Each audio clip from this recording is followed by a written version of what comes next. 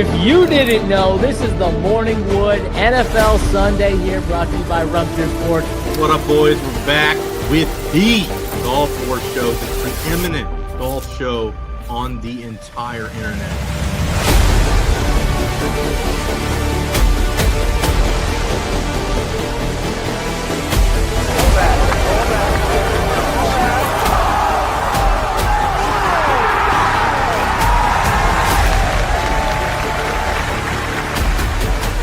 Huge weekend of baseball coming up.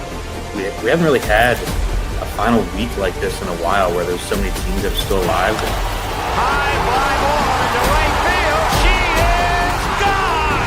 Unbelievable! A home run for Gibson. Freeman hits the ball to right field. She is gone! Gibby in Freddie! They might have the best pass rush in football. They were adamant about not having a slow start. How many times have they disappointed us? So I'm having a lot less of this game. The game is over. The New York Jets are the world champions. Mahomes swings it. It's there! Hardwood! Jackpot! Kansas City! The Chiefs are back-to-back Super Bowl champions!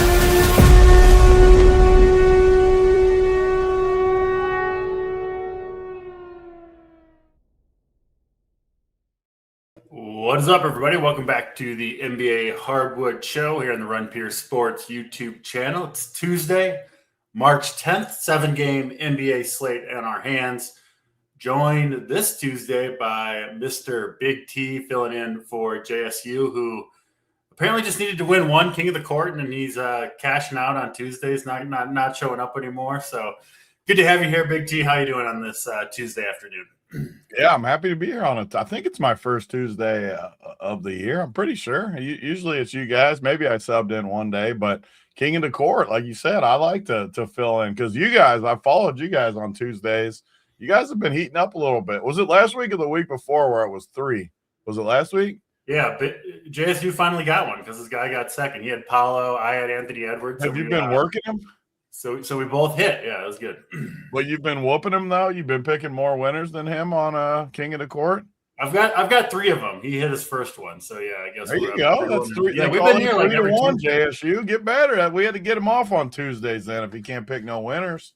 You got some King of the Court winners this year, Big T? I think I've got 2. Neither one of them, full disclosure, have been amazing though. They've been about, I think one of them was even Jokic, so I think it was only about 50. But the other one was, who did I have? Yeah, I've got 2 though. I forget who the other one. Neither one of them was like a big one though, because I was surprised 2 weeks ago, like LeBron or someone was like $800. What week was that? I couldn't believe it paid $800. Yeah, we've talked about on the show that we think the games off the main DraftKings DFS slate are lower owned in general, and it's a good slate to do it because we've got the 7-game main slate, but then there's 4 games after that. 4 late games is amazing, yeah. And an 11 o'clock game. So that's perfect for this. Because I agree with you. Like, I think it's almost the way to do it. Just ignore the early, no matter who plays early. Just pick a player on the late 4 games. And if you can choose, even the 11 o'clock game. Yeah, they pay more in general, I think, compared to like what their projections should be. You also get some information, right? Like if a player like absolutely nukes in the early games, you got to kind of come off any contrarian picks and maybe go with a higher probability guy. But yeah, no Denver tonight, Big T. You're kind of limited to the $50 winnings when Jokic is on the slate because I know you're selecting him every time. So you got a wide open board today. The one time I took it just to own JSU too, because he was talking crap. I'm like, I'll just take it and take my $40. And he was like, "Oh, you're making fun of me." I'm like, "Okay, I'm doing it then," and hit it in there. So how about that game last night though? That game was. Yeah. Ooh, that game was a doozy towards the end there. Jokic and SGA going back and forth. That was fun. Even though the Nuggets didn't come out on top, that was. I'll sign up for 7 games of that. What's your are you an SGA fan? A fan of his game? I didn't like him before the playoffs last year, and honestly, he earned my respect. I still don't love how his style, but I do. He's just perfect. He's a technician. He's like everything he does. People can get mad about the fouls, but they are fouls. Like he's so solid fundamentally that he's just earned my respect. I still don't. He's not my favorite to watch, but I do respect how he plays. Yeah. What about you? Hard to hate on taking advantage of the rules and, becoming the best player you can be with what everyone's got the same rules. We talk about in DFS, right? Sometimes you get a rough slate and it doesn't seem like there's many good plays, but we all got the same player pool. So, and it's perfect, right? Like, and just from like coaching my kid and stuff and trying to teach fundamentals at the basic level these days, you're like, look at SGA's footwork. Look at Jalen Brunson's footwork. Look at their pivot. Like, it's perfect. It's how you would want. It was how you'd want to teach it. It's just perfect.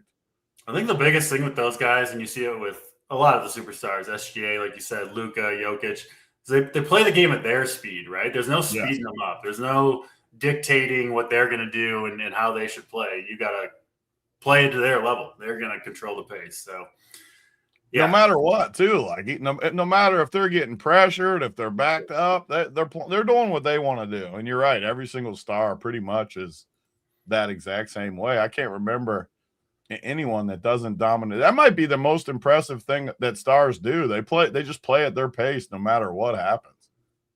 Yeah, 100%. Plenty of stars to talk about. Go ahead there. I was getting made fun of yesterday. I'm glad this guy brought it up. People were all over me about my LJ Cryer. DC, they just want you to come on and just say all the obvious chalk plays. Sometimes you got to dig a little deeper and throw it in there. I said, if you play Jokic and SGA together, I love the build. Jalen Williams in there, but you have to play a guy like LJ Cryer. Everyone was talking about the minutes, and I was getting made fun of in Discord. And you know what? He got the job done because Steve Kerr will play anybody. And you got to take advantage of when Steve Kerr will play anybody. Yeah. You bring up a funny point with there are times where, you have like a pick people aren't on, and when those guys smash, it's awesome. But like there are other times too. And with baseball season a couple weeks away, I know this well. Like there are times when like I just want to play my, donkey pitcher. Yeah. And lose by myself. I don't want to like give it out to the people, but it's like because honestly, you're one of the best at it too. Like, and how you win tournaments these days, you have to have at least a little bit of creativity. I mean, you can't. And sometimes I'll be the first to admit it, and DC would say the same. When it goes wrong, sometimes it goes very, very wrong for you. LJ Cryer plays 2 minutes and scores 0 points. It happens. But that's part of the fun of it. Yeah, and basketball, NBA is the hardest sport to find like super low owned guys, right? Because the projections are so dialed in that it's hard to get way off the board. But yeah, with baseball coming around, you can play some really cheap weird pitchers. Games. I'm ready for those cheap pitchers to come flying in there on the old draft sheet core board.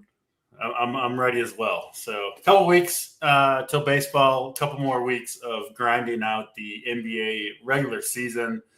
And yeah, let's get to it. We got 7 games to talk about. Maybe we'll talk some more ball as we go along here, but let's start out with Memphis and Philly. I think a pretty good DFS game right out of the gate here. This is the only game that locks early, that 7 Eastern time slot. Philly favored by just 3, 228 total. That's because Joel Embiid, Tyrese Maxey both out. Edgecombe also questionable to play in this one. So the 2 Philly stars, Maxey, Embiid, going to sit. That does open up a lot of possibilities for the remaining guys. We did kind of see the same situation last night for Philly, and they were kind of disappointing overall. Campaign was solid. Grimes put up 28 points, but that's not enough at 6K. He was super popular. He's been a chalk bust a lot recently. But, I mean, Philly, good matchup spot here. If Edgecombe misses, there's going to be a lot of minutes to go around. And they're going to be a team that we've got to consider right out of the gate. Pulling up this game on Sabre here. I think Memphis is a little bit more difficult. Looks like Howard should be back in there. He's missed quite a few games recently. But not a ton of ownership on Memphis. Yeah, I mean – Philly guys not projecting super high owned today. So might be in on some of these guys, but like they do seem appropriately priced on this slate. I mean, 6,900 for Grimes. I just don't know if I can get that even in a good spot. More interested in Campaign with the cheaper price tag of 5K. I don't know what to do with the Philly center spot. The minutes are all over the place with Drummond, Bona, Barlow. Not a super high-owned game to kick us off. I think I might like it a little bit more than the field does. What do you see here, Big T? Philly and Memphis. Yeah, I mean, yesterday Philly was on there, and we talked a little on the show about it. But, man, the prices, they actually did us a little favor because Grimes was a little cheaper yesterday. Oubre, I think they bumped them both a decent amount. Campaign up to 5K. They at least make it to where you don't have to play them. Like yesterday, it was tough to not play them with the prices. Yeah. Today, though, on a back-to-back and Edgecombe, I think he was a late upgrade the good way, right? Or no? I thought I was seeing that. But either way, I could see him probably playing today. But even if he doesn't, if he plays, let me say that first. If he plays, because I kind of think he plays, then everyone's not playable to me. I'm just looking at the price. There's no way you can play 6,900 Grimes. Just like you said, I've been suckered into it where he's been the best value play, a bunch of slates, and he just yesterday he was okay, but you weren't winning anything with it once you got to that Jokic game. And I think we did break it down pretty good on the show where we said if you play those guys, then it might naturally get you off some of this stuff. So I don't know. I mean, Oubre at 7K. I'm just not going to play these guys. But I agree with you totally. Bona, Drummond, they're not cheap anymore. Bona was always mid threes. He's 4,600. I'm not paying 4,600 for Bona. Drummond is soon to be playing with Dwight Howard somewhere in some other league. These guys don't need to be playing in the NBA anymore. And then the Memphis side, I loved Memphis yesterday. They broke my heart. I actually bet big on them like a donkey. I thought for sure they'd win. Lost. I'll admit it. I lost. Today they get back a couple guys, though. It looks like Ty Jerome, Cedric Coward, which – similar to Philly, it just extends the rotation. So why are you going to want to play Memphis guys when what do they have tonight? 2, 4, 6, closer to 10 or 11 guys. They had 8 yesterday, and they still don't get any run really. I keep falling for it. I'll admit it. I admit I'm a donkey sometimes, even after all these years. These guys, why? We have 7 games. We have other teams that you can project better. All these prices are higher now. I mean, I'm looking at who I could maybe play, and I just don't see it. I would love to play Ty Jerome, if I'm being honest, but he's freaking 6,900. I mean, I'm not paying that. If he was 5K or something, I would love to play him. 6,900, though, there's just no way. So this is the only 7 o'clock game, and then the rest of the slate is 7:30 and 8. I think it's a pretty easy fade for me all the way around. Yeah, me and JC have talked about it a lot. I don't know if you guys have, but Memphis is dead set on playing all their guys the exact same amount of minutes every night. So when you get up to 10 bodies, it's 2 more guys that get 25 minutes. Shifts. Maybe they'll just line shift it, go in 5. Yeah, 5 and 5 every 6 minutes. Yeah, seems like something. I can see them doing that. It's a funny thing. Wouldn't shock me at all with the Grizzlies. So I'm with you. Not a super appealing team on a pretty big slate with 7 games. And then, Philly. I think some of these guys are okay if Edge comes out. But if Edge comes in, I'm not paying the 8K for him. Takes Oubre off the table, takes Grimes off the table. And, we did see someone said, Grimes had a couple games last year where he was the only guard on the roster, and he had some big games, but not quite the same situation here with Payne in and possibly Edgecombe as well. So, and he was crushing last year. Make no mistake about it. He was crushing. Yeah. If he was crushing this year, it'd be different. He's been bad. Yeah, I've said it before. Almost any guard, if they're the only guard left and they're just the point guard and the initiator of the whole offense in a good matchup, so many of these guys can go off. But that's just not the case right now for Grimes. We'll see as the season progresses. Let's go to the next window of games. There are 3 games in the 7:30 window. First one we'll talk about, definitely a good DFS game here, especially on the Miami side. You got the Wizards, you've got the Heat.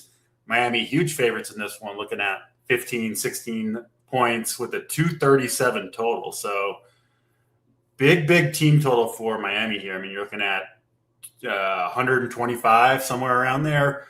for the team total for the Heat.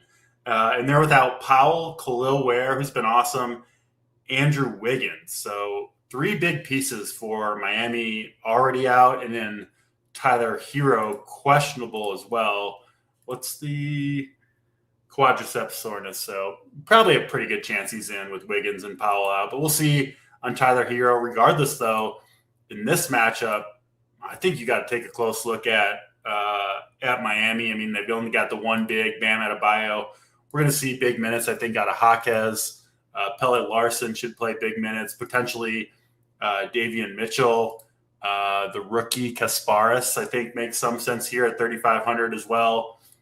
Miami looks good to me. I mean, Myron Gardner, I don't know if I quite agree with this 25-point SaberSim projection, but 3,800 against Washington, he looks decent too. Yeah, Miami, I think right off the bat, a team we got to consider, Big T. God, that projection, man, that thing's got to come down. Hit that refresh. That's got to come down. He has to be one of them. If it doesn't, 25?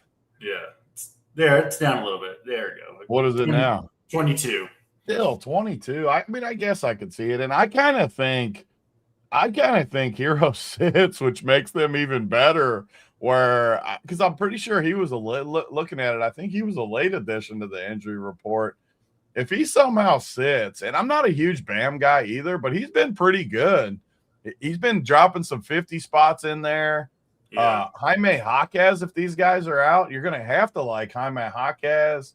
In Fontecchio, is that how you say his name? I always butcher his name. I think it's Fontecchio. 3,300. How that's like a lock button, right? There's no way you're not playing him for 3,300. At least I'm playing him. I can guarantee whether he's in or not, I'm playing that dude. And he might even start. Like him or Gardner has to start, right? I could see it. They seem to like starting Fontecchio in these spots. I think he'll start, yeah. 3,300. I mean, that's just a stone cold lock against Washington. I'm starting my teams with that. Like, there's no way. But Gardner, too. 3,800. I don't agree with the projection that SaberSim had. Well, 22 is more accurate. I don't mind the 22. 25 was high for sure. But I like him. You pronounce this other dude's name, too. But Jakachunas, or however you freaking say his name, another cheap guy. Drew Smith, another cheap guy. I just think these plays are great value plays all the way around because Washington's one of the best matchups. Honestly, I'd be okay just playing the cheap guys too. Have you ever? I always fall for these builds where, say, I play like those 4 cheapies: Fontecchio, Gardner, Jakachunas, and Drew Smith. 4. This is only if Hero's out. I'm talking about. I wouldn't play 4 if he was in there. But I do like other guys if he's in. But if you play those 4, I'm actually curious here. I want to put these in. Just how much salary does it leave? Jakachunas. Who else did I say? Jakachunas, Gardner, Fontecchio, and who was the 4th? Oh, Drew Smith. Drew Smith. You'll have $9K for your last 4 spots. Can you even spend it all? What's the risk with that? So say Hero's out, you're playing against Washington. What's my risk that 1 or 2 of those guys only gets me 14 or something? Is that really that much of a risk if I can pop in 4 stars in this slate? I really don't. I mean, maybe and 4 might be a little too. Maybe it's 3 or something. But point being, you can't really go that wrong with these value plays. They're so cheap in a spot against Washington. So I'm fully aboard with you. I hope Hero's out because these plays, even if they become higher owned, which they're going to be high owned anyways because they're great plays, this is a slate without a ton of value besides spots like this. I'm with you. I'm all aboard the Miami train. You look at Washington, they're always going to be a nightmare team for me. At least Will Riley stopped being like crazy projected after that week where he was just chalky. Well, I guess it was a good thing because we weren't really playing him and people kept playing him, but it was still weird to see it. I'm totally off of the Washington side. They got a ton of bodies. SAR minutes limit. I mean, I don't see anything from Washington, but I'm all aboard Miami. Yeah. they get a lot better if Hero sits, but I'm still going to be on some of these guys, even if Hero's in there. I really, really like Jaquez at that 6K range. He seems to be kind of matchup dependent. If you watch his game, like it's a lot of kind of craftiness, right? Trying to get into the paint. He can struggle sometimes against good half-court defenses, but Washington doesn't have that. I think Jaquez should be able to score on all their wings. And yeah, Bam, I mean, he seems super, super safe, doesn't he? Like, so when a team gets shorthanded like this, sometimes if they're like a horrible team and they're huge underdogs, there's some risk, right? Because the team can just get boat raced and they all lose their minutes. But like Miami either has a good game and puts up a big score in a blowout, which isn't ideal, or it's relatively close. I mean, they're not going to get blown out at home by the Wizards. So these Miami guys are going to have good fantasy games. I think you can play 3 or 4. Neither of us have a problem playing 3 or 4 from a team, even on a big slate, if they're shorthanded and the matchup's good, which is true in both cases for Miami here. So let's just say Hero's out, Big T. And the starting lineup is kind of as expected. Which of the Miami guys think you're going to prioritize the most? Sounds like the cheap guys is where you're leaning. For me, for sure, just because I just don't think there's any risk. They're going to play in a close game. They're going to play in a blowout. You cover all your bases. And guys like Bam, I think are safe too. And Jaquez, I don't have an issue with the expensive guys either. The guys I don't want to play as much are like the mid-tier, like Larson. I don't love Larson either way. Davion Mitchell, as weird as that sounds, even if he starts, I don't feel like they give him the run that he was getting last year. Like I would rather play Drew Smith for 3,400 off the bench than Davion Mitchell for 4,700 starting. Even though Mitchell's way better, I just trust the run more. But like just looking at their example tonight, if Hero's out, I think this Jack Achunas would start at point guard. I mean, that's a lock for me at 3,500 against Washington. He's a lock. Whoever starts at power forward, which I think will be Fontecchio. But if it's not him, Gardner, one of those two is a lock too for me. So that's 2 locks. And then, I'm okay with a lot of the other guys. Drew Smith, I'm okay with. The other power forward who doesn't start, Bam, Jaquez. But my 2 locks would be the point guard and the power forward, whoever starts. But I honestly, if Hero's out, I'm probably going to play 4 Miami guys. I feel pretty confident in that. Yeah, I'm right with you. And like you said, those guys, if Hero's out, I mean, I think Jack Achunas and Drew Smith, they're going to get minutes. And probably if it's a blowout, they probably finish the game too. So you kind of got the best of both worlds there. We're both very high on Miami, 3 or 4 Miami. If Hero's out, makes sense to both of us. And I'm with you on Washington, man. I mean, it looks like Bub and Koulibaly are projecting okay, but I never get excited about those guys. Matchup's not that great. It sounds like you're kind of off Washington as well. They're one of the teams that it's going to be really hard for me to like Washington pieces. They just, I'm not going to like Washington. Makes sense. Let's go to next game on the slate. Also at 7:30 Eastern, Dallas and Atlanta. Another big total here, sitting around 241. Atlanta favored by 10. Cooper Flag has come back for Dallas, and the minutes haven't quite been there yet, but he looks healthy to me.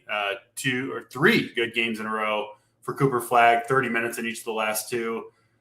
I don't know how far Dallas is going to push their minutes with Flag. I mean, he isn't a close Rookie of the Year race, right? I think it's really close between him and Knipple, so maybe there's something there. He probably does want to win that award.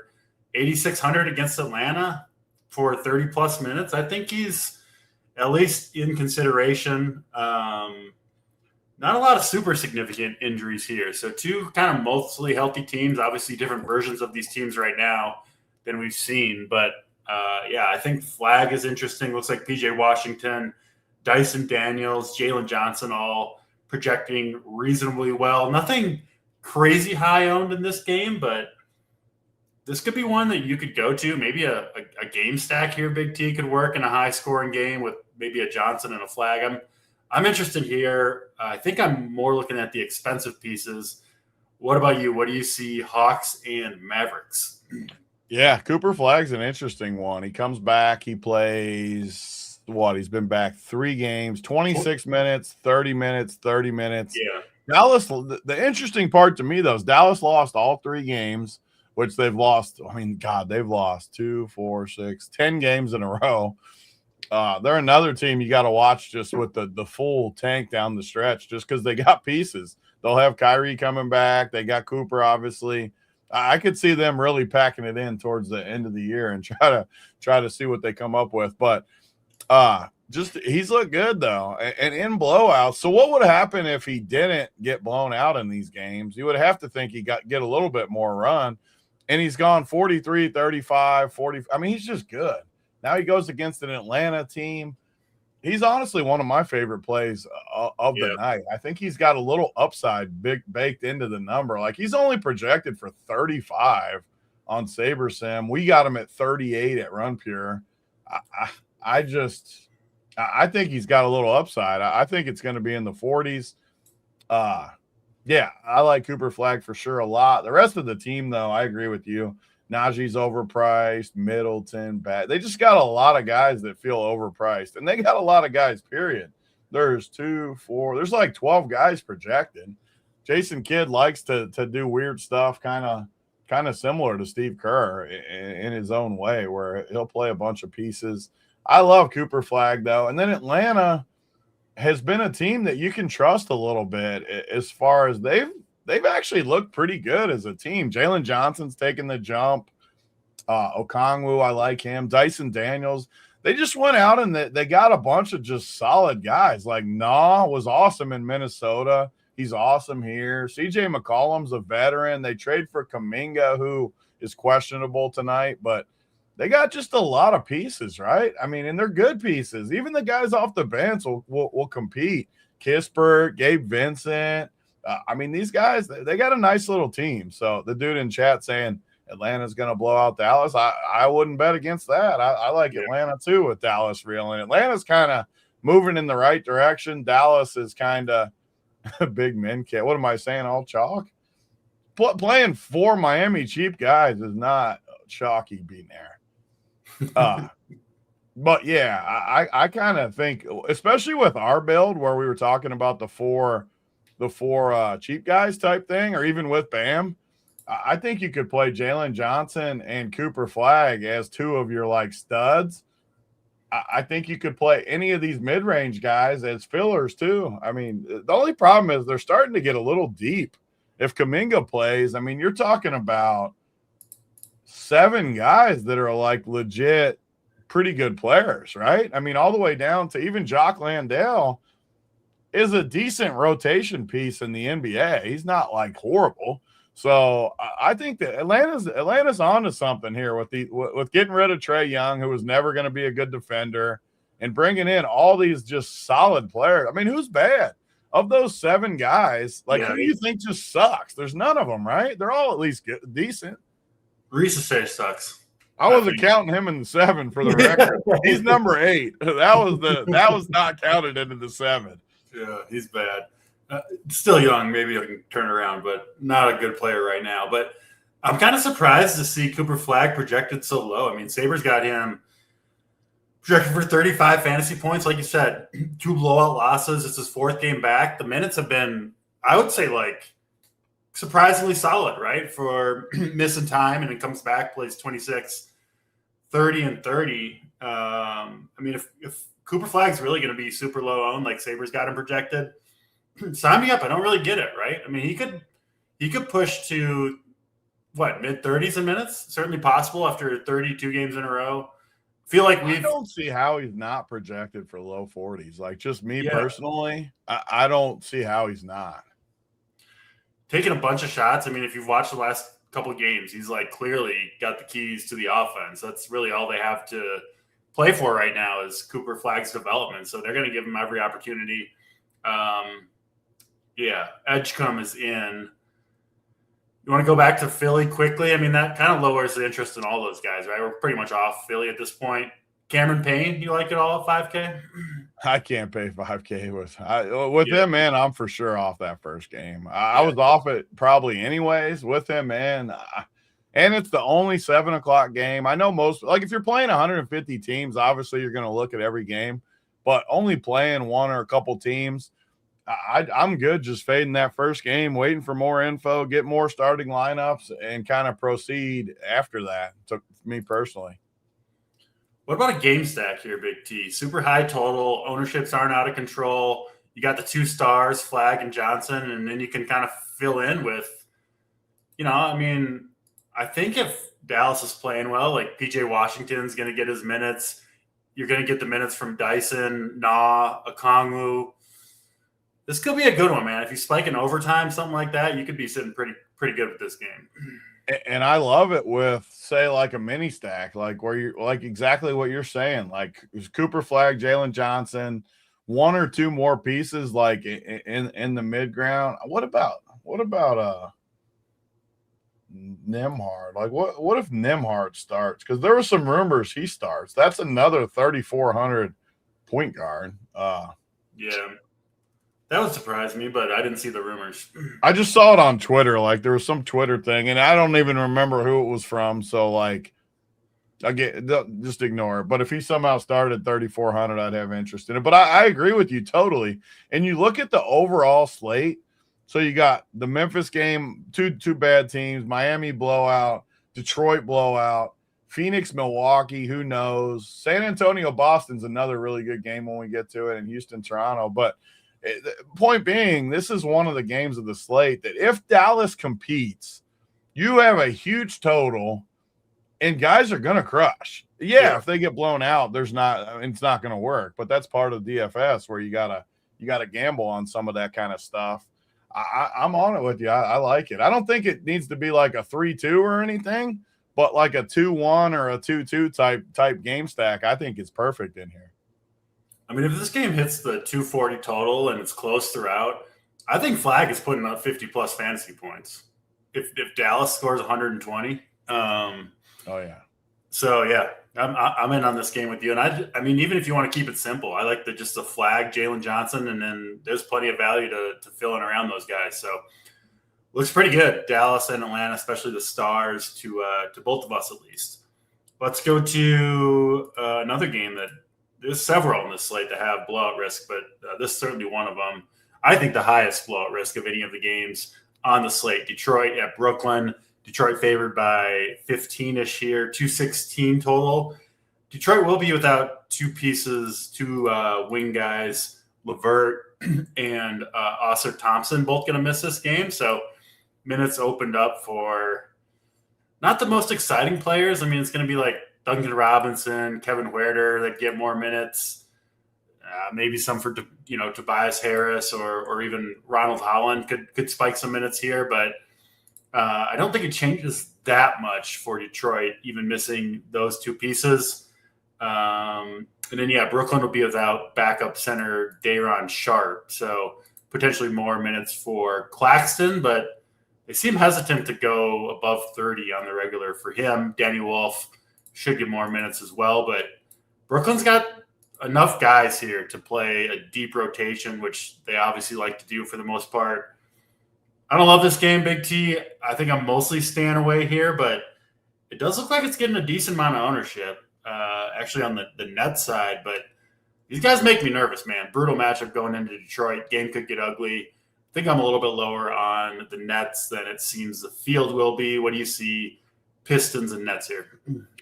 Yeah, I agree. It's going to be a tough one. Detroit's kind of been reeling a little bit too, so you would have to think they want to get a little something cooking here too. So I don't. There's a lot of bodies on both sides too. When you just start looking up and down, I mean, there's not a ton. I mean, Cade's up to 11-2, Duran's 80. They're all like peak price points with as many guys in that are in. So I know it's boring from the show perspective, but it's just how I do NBA. I think this game is the easiest fade of the entire slate by a lot. I don't even have anyone that even piques my interest remotely. Brooklyn's always a team I hate. I hate going against Detroit, and then Detroit's prices are just terrible. So, I mean, it's not even remote. Like, who are you even tempted to play when you look at these teams? Anybody? Because I'm not. Not really. Yeah, I'm kind of with you. This game, I think, is going to be ugly. It's going to be low scoring. All these ownerships kind of seem too high to me. Sounds like you're on the same page. I mean, 100%. And by a significant amount, too. Like, not by a little bit. I mean, even Cade. Cade's awesome. He's not 11-2. I don't think, at least. Not in a blowout spot on top of it. How are they not going to blow Brooklyn out? They're going to blow them out. Like, it's going to be a blowout. Yeah, I like Jalen Johnson. Cooper Flag, obviously, we talked about his spend ups instead of Cade, who's just too expensive, I think, at 11-2. So not a bad play, but not a play we're going to. I mean, Duren could smash here, right? Like, that wouldn't shock me at all against Brooklyn, but I especially wouldn't go like – I wouldn't play Duren and Cade together, right? I just think it's going to be hard for both those guys to get there and assume what would be a blowout script if they're both going off. So, yeah, we are pretty low on that. The one guy I do kind of like is Ronald Holland, who I think should get more minutes with the guys out for Detroit. He's 3,900, talented player, and could get blowout run as well if the game gets out of control with the guys Detroit's missing. So I'll give a shout out to a low-owned Ron Holland, but not crazy about the game otherwise. Let's jump to the 8 o'clock window. Phoenix and the Milwaukee Bucks up first. Giannis will be in for this game. They will be without Kevin Porter Jr. And then Portis and Sims are questionable for Milwaukee. So some news there. Looks like Phoenix should be mostly healthy outside of Grayson Allen, who's questionable. We'll see if he goes. Could open up more shots for the likes of Devin Booker if he does sit. This one, low total, 218, but expected to be close. Phoenix favored by 1. Giannis has been right around 25, 26 minutes. I assume he'll stay around 30 for this, which kind of makes him, I think, tough to pay up for. But what about you, T? What do you see here, Phoenix and Milwaukee? Yeah, it's going to be an interesting spot. Like, how often do they bump up Giannis? I'm even like the rest of the year. How much are they going to push him? Eventually, I think he'll get back into the 30s. The crazy part for people like Giannis, I mean, no one's going to play him. I mean, literally no one on a slate like this. He's going to be 1%. He just got 57 in 27 minutes, almost a triple-double. I don't think it's like totally out of the question that he gets into the low 30s and crushes. Like, I don't think he's the worst play of all time on this slate that doesn't have Jokic and SGA and some of the guys that are locks. And don't get me wrong, there's a lot of risk to it. Phoenix is a pretty good team. They're going to play defense. He's clearly not projected for, I mean, what minutes projection? He's one of the few guys, Big T, though, where he can put up like 30 and a quarter, you know, and you easily like have 50 by halftime type thing where he's only projected 28, 29 minutes looking around. But that doesn't mean you can't always look like it as a definite. Like, he could easily get to low 30s or something, which is huge for him. And the key part, though, is just literally no one's going to play him. So you get a guy with that kind of upside. And on this slate where, I mean, just look at the projections. There's not that much upside out there where Jalen Johnson, Wemby obviously have upside with Wemby and Jalen. Bam, though, not a ton of upside. Cade, I'm looking at some of these top projections. And then Wemby, like, all you really need, like, what if Atlanta blows out Dallas? The Spurs and Boston play a defensive, like, where, I don't know. I could make a case for Giannis, honestly, tonight. And it makes a lot of sense to me. He's 1% owned. I mean, he's healthy. He's played the 3 games since he come back. I bet they were super, super careful with the injury. And he's crushed, right?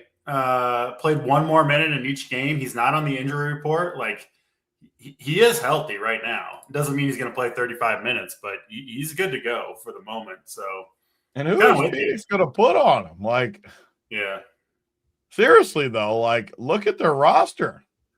Who in the world are they going to put on Giannis? They don't have any sort of size. Well, they're missing Dylan Brooks, right? Who would have been the guy? Yeah. Yeah.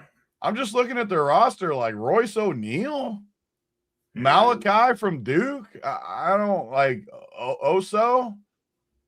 The more I'm talking out loud here, the more I think I need to play Giannis at a low ownership. Who, even if he gets you high 40s on this slate, like I don't think it's death to you like some slates. I just don't with the way we look at the slate. So I think I like Giannis a decent amount. And the Phoenix side, man, Booker is not. I'm just not a couple of years ago I was a huge Booker fan. I don't love how he looks. I don't know. I don't like these Phoenix guys though. Just looking up and down. Jalen Green's still trying to find his footing. Grayson Allen's banged up even if he plays. Gillespie. I mean, like I just don't see anything from Phoenix. So again, the guy that's been good though, Dang's been pretty good for Milwaukee. What's his minutes look like though? He's played 38, 32, 28, 30, 25. So yeah, I mean nothing crazy either with him. So for me, I think it's just Giannis in this spot, honestly, looking at it. I think if you're playing Giannis too, you don't really want to play other Milwaukee guys with him because he's got to put up 55 in 30 minutes. So he's got to do a ton. But I think he's an awesome standalone play. I mean, I like kind of stacking up games in general, but in this game, yeah, I don't think you need anything else, right? I don't need any of his teammates. I don't need anything from Phoenix. Just give me Giannis standalone. Hope he goes for 60 at 3% owned. No reason he couldn't. So those are the types of plays that can certainly get you to the top. I think he's an interesting king of the court choice too. I think people maybe not looking at him. He could certainly get there. So Big T, we're kind of seeing the slate again similarly. I can't remember if we did well last show, but we'll claim we did. I think we've done good. In all seriousness, I'm not just saying it either. No. Each time we've done a show, I've had a pretty decent night, and we've agreed somehow every time. I don't know how. Yeah, we need to get to baseball season. We'll get some good disagreements. We'll get some disagreements during baseball for sure. We tend to build a little differently for baseball. Yeah, for sure. All right, that's Phoenix and that's Phoenix, Milwaukee. We'll go to Boston and San Antonio up next. Awesome real life game here. Another potential finals preview between the Celtics and the Spurs. Spurs favored by 3.5, 221 total. Boston will be without Peyton Pritchard. But they do, of course, have the returning Jason Tatum, who's played 2 games now.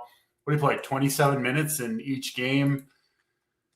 He looks pretty much like himself. I don't know if you've seen him play Big T, but yeah, I think he's going to be good. And certainly Boston. Let's get Boston and Detroit, I think, in the Eastern Conference Finals. That's my prediction. But yeah, for DFS, it makes it hard with Boston, right? When you put Tatum in the mix, even with Pritchard out. Honestly, you think you could almost put Tatum in the Giannis bucket of being a somewhat interesting, super low-owned play. 27 minutes in each of the last 2. He's high. He's like a 10K player, right? When he's fully healthy or close to it. 8,200, big game.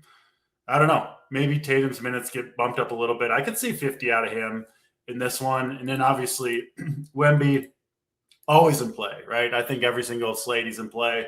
Had that monster game against the Pistons.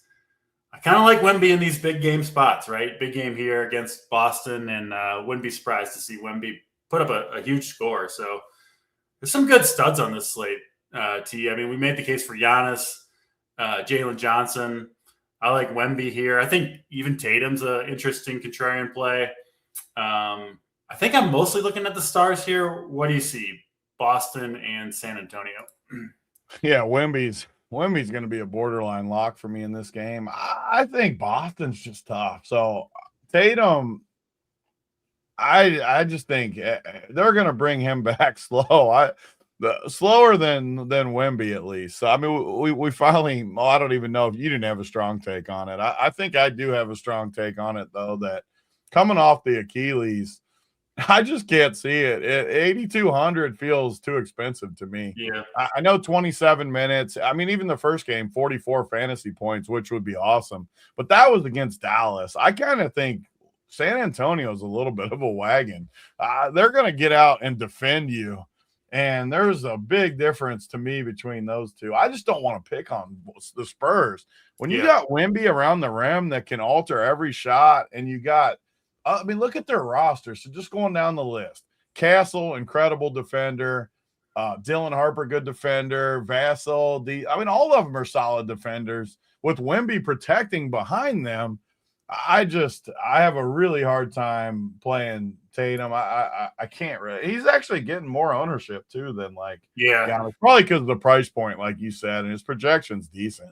It's not like his projection's bad. I would honestly bet the under on his projection. Give me Flag over Tatum in that 8K range. Yeah, I'm with you there. 100%. And similar projections, right? Like I would honestly, we might be able to bet that on DraftKings Sportsbook. Like, I would love to bet Cooper Flag versus Tatum tonight. A much better matchup, just way more upside. I think I would bet the under on Tatum. I don't think he has a great game, but it's tough to play Jaylen Brown at 9,400 when he's got the same tough matchup and Tatum's back. Derek White's 7,700. There we go again, Brian. I'm going to give my same speech. Do you want me to like every single player? I've basically told you the team I'm going to like. The Miami cheap guys. What do you want me to say? I like everyone. So we get in trouble for both ways, DC.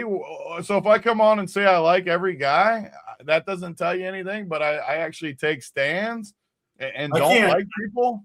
I can't do the thing where you just come on and you're like, he's 16% owned. I think you should play 19% of them. Like, yeah. That's not what we're doing. I've had a bunch of takes. Like I feel like I've pretty much said exactly where I'm at. And what's wrong with playing Miami plus some studs? That's how I'm gonna build. Like that's what the realist agrees with me. Like I'm literally saying what I'm gonna play, and it's what I'm gonna do. And if you've been listening, you would know exactly what I like. And it's not every player on the slate, which you should like if you're here for our takes, which I assume you're here for our takes, like you would, or you wouldn't be watching it. So, but I do not like anything from Boston with Kata back. The range I would go to, though, if I was playing, which I don't need to, but like Shireman, I think's okay with Pritchard out. 4,200 is a decent price point there. Yeah, I don't love that. And then the Spurs, I actually like some Spurs guys. Keldon Johnson, I think, has upside. These prices are nice. Dylan Harper, I always like him at 4,400. Castle, what about Castle in this spot? I think Castle is a very sneaky play tonight at 7K. That price point feels like there's a little upside. So here I like some guys now. Yeah, and Vassell. I like the Spurs. The Spurs are my second favorite team on the slate behind Miami. This is NBC game too, which that makes me like Wemby more, to be honest. National TV. Where can I bet under on 30 minutes? I want to bet it. Let me bet it. I want to bet under 30 minutes. I'm not taking your action, but maybe I want under 30. I will. Yeah. It's gonna be tough, Big T. You want to play Giannis? You want to play Wemby? It sounds like Wemby's a priority for you. Wemby's my top for sure. Like I'm playing Wemby for sure, and he fits the build that I like. Wemby will definitely be on my team tonight, 100%. It's always so hard. Like if someone starts talking about Wemby, talking him up, I'm instantly like, it's hard for me not to be in on the Wemby love. You know, he's just so freaking good. Well, take it then. If you bet and lose, take it. I'm offering it to you. What do you want? $100? Send me 100 on Venmo. If you win, I'll send you 200 back or whatever you want. I'll take under 30 minutes since you're so confident. We can make a live bet on the show. Since you're confident. The book of Big T is always open. It's open for sure right here. Yeah, thank you, Rod. These shows, thank you, because we'll have takes, and we're not always right either. Like we're wrong, we're wrong plenty, but we'll admit it when we're wrong, and we'll move on to the next. The only amendment to the point you made was I do think it'd be reasonable to come here to hate on our takes. I mean, that's what I'd be fine with that too. But don't be mad because we're saying we don't like people, though. Make fun of that all you want. Like him making fun of the minutes, it would be juice on the over. You just said it was. You can't backpedal. That's backpedaling. No. There's You no were juice. so confident. That's backpedaling. You can't be, I need juice on my side now. He's projected. I mean, man. I can't stand when you try to make a bet with somebody and they're like, actually, I need minus 120. It's like, no. Fuck That's the Snyder move. Yeah. Snyder loves doing that with the golf stuff with me. He's like, I'll take this guy over this guy. Oh, okay, but you got to lay 150. Oh, okay. He's like, you just moved 2 cents on penny. I can't take that anymore. It's like, Jesus Christ. All right, let's get to the last game of the slate. Toronto and Houston Rockets here. Pretty low total in this one, sitting around 220. Toronto could be shorthanded in the front court. Murray Boyles is out, and Jakob Poeltl possibly going to miss this game. Houston should have most of their guys in. Amin Thompson's been crushing. I think he's somewhat interesting, but I think you're going to have a similar take to me here, Big T, where we just kind of like some other spots a little bit better than this is where I'm at with Houston and Toronto, but maybe you can talk me onto something here. But I think this game is mostly one I won't end up with a ton with. What do you see? Raptors and Rockets. So pulling it up, the Raptors are just a fun team. The Raptors are just a fun team to watch. I don't think they're going to win the title. I don't think any of that, but they're similar to like in Atlanta where they're just a solid team. You look at the prices, though, it does get a little hairy. Just I feel like we say the same thing on a lot of these teams, but Scotty Barnes, 86, Ingram, 83, Barrett, 7, Quickly, 74. None of those prices feel great to me on this slate. And again, I know I'm oversimplifying things, but that's how I like to do shows. It's how I'm going to build. I think this game is a great real life game. I do. I'll enjoy watching it. Two teams that are a good game, but I just don't like Toronto. No prices. Durant is the one that his price does feel a little light, and I'm not a guy that likes Durant. I'm not. I don't play him much, but at 8,700, it feels like there's a little meat on the bone. I feel like he could get you mid to high 40 production, which is great for 8,700. Reed Shepherd's been awesome, but his price is up. Tari, they got to be one of the only teams in the league with 6 guys above 6K, right? I mean, how many teams, granted, they don't play as much bench minutes as other teams, but 6 guys above 6K is a little tough. But this game, I'm going to be lower on this game, although this game's not super high owned anyways, but a lot of the prices feel tough. And, yeah. I run a little metric where I look at like the total expected fantasy points for a team to score. And then you can just divide that by the salaries of the players that are going to get the minutes. And like these two teams, they're too expensive, right? They just got all these expensive dudes and there's only one basketball to go around. It's hard for them to get there. So like, I'm with you. I don't hate any one of these plays, but nothing really stands out. I think Thompson would be my favorite at 8,200. You see a 50 burger out of him, but not crazy about the game. I think Thompson's a sneaky play now that you say it, just looking at it. His projection, he's only projected around 10% ownership. I think the matchup's decent for him too. So yeah, I like that call. He's the one I like, but I don't know if I'll get there on my 3 to 5 teams. I sent the info to our boy here. You get it in there. You get some big T bucks. Everyone likes big T bucks. Send 100 over. If you win, I'll send 200 back. There we go. 30's a push. Under 30, I win. Over 30, you win. You think this bet is booked by the conclusion of the show? I'm going with no. I don't know. He seems confident. I think he might send it over. I did. Most of the time, people buckle, but I think he's on it. I feel good about him actually locking it in. I hope so. I hope it's booked before we get out of here. Let's do anti-play of the day first. Let me refresh the slate projections. There we have it. The most owned play of the day right now looks like Jack. All the Heat guys are just every single one of them is the most. Maybe I am. What did Benair say? That big min cash or whatever he called me? Maybe he's right. Hey, Not hating on the min cash. It's good to be in the green. So maybe the Heat can get you there. Nothing wrong with a mid cash. Let me look at this. Man, it's going to be tough though if it's all the guys we like at the. Well, Grimes is too easy because That's the easy one. I definitely don't like Grimes, but I don't want to freaking just say Grimes. Grimes is our joint pick. Neither of us are playing Quentin Grimes. Yeah. He's the obvious one that. Where's like. Go down a little further. How far can I mean, the problem is no one's like that high owned down there. Dyson Daniels, I don't love. Can I give him? Yeah, that's a good one. Yeah, but the problem with Dyson Daniels, though, he's like solid. Like he's probably going to get like 30. I don't even want to give him. Screw it. Let's just give Grimes. NBA is the hardest anti for me because the chalk is, or like, let me see. Look at the Heat. Go back up. Let me look at these Heat guys. Let me narrow a Heat guy out of there. Well, the problem is Heroes, if he gets rolled out, it's going to be even more chalky. But the one I feel okay fading is Myron Gardner. I just don't see a huge upside to his game. Especially off the bench, right? If Fontecchio starts.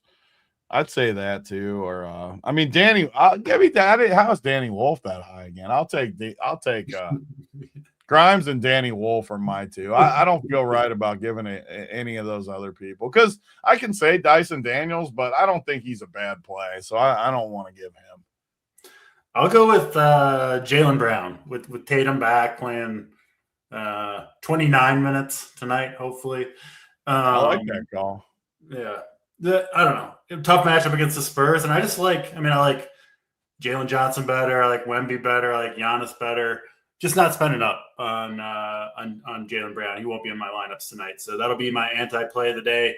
Let's do your DFS play of the day, Big T, and then we'll do our King of the Court pick as well, which DraftKings has up, I believe, $2 million to just first tonight in King of the Court, but awesome promotion. So let's do both of those. Your favorite DFS play on the slate, Big T? Favorite DFS play? It's got to be Wemby, but again, I hate doing NBA. It's much funner in NFL. You can pick Wemby, man. He's 15% on. That's my problem with these things in NBA. Like football and baseball are funner because you can get like a creative play. In NBA, how fun is it just to say freaking Wemby? Like it doesn't. It's not any fun. Like who's fun if you're right? People take the Giannis. I want to say Giannis just because he's at least like. He could be different. Wemby is my favorite play, but give me Giannis for like a lower owned guy that I think could pop. I like it. I like the Giannis call. I like Wemby as well. I'll go with Cooper Flagg. We talked a lot about. I think the minutes could tick upward for him, and legitimately fairly low owned. 6% right now. If it stays below 10%, I'll be pretty happy with that. Matchup's good against Atlanta, so I'll do Cooper Flagg as the play of the day. Big T, King of the Court. Who's getting us those free bonus bets tonight? Eddie, like Crierley. I like people that come back and actually remember when the take went good because when we get it wrong, people definitely make fun of us. So when it's right, I like to get a little credit for the good calls because that was a good call yesterday. Yeah. What was the question? The King of the Court? King of the Court, yeah. There is 4 more games. So Chicago, Golden State, Charlotte, Portland, Indiana, Sacramento, and then the standalone game of the slate, Minnesota at the Lakers on NBC. I'll go first because I'm going with Anthony Edwards on national television against that shitty Lakers team. Seems like a spot for him to just decide he wants to score 50 real points. So he won for me already. Edwards, I'll go back to him tonight. So I would pick from the 4 games exactly like DC said. You got Luka, Ant, LaMelo, LeBron, Brandon Miller. Westbrook's been popping a little bit against the Indiana team. Julius Randle. But the guy I'm going to give, Josh Giddey against Golden State. I don't know what you're going to get from Golden State. I just have seen Josh Giddey put up these monster numbers across the board. And look, P. Lowry, I see you, P. Lowry, there too, saying Giddey. Yeah, I like it. I like it a lot. The pods, did that work out yesterday? Did we do good yesterday? I like that. Yeah, it was you and Jay. I'm not sure. I missed the show, but I'm sure you did. I forgot pods, but I know we did. We did good because we said the Jokic SGA. If you played Jokic SGA, Jalen Williams, you were going to print. So Didn't matter who you played with that. It could have been even a bunch of bombs. But give me Giddey. I'm gonna ride with P. Lally and say Josh Giddey. I like Ant too, though. I feel like those are the two best plays. I'm looking at the rest of the night guys. Maybe like a Brandon Miller is somewhat sneaky, but I like where we're at with those two. I think we're good. Love it. In lockstep today. Hopefully people enjoyed the shows, enjoyed the takes.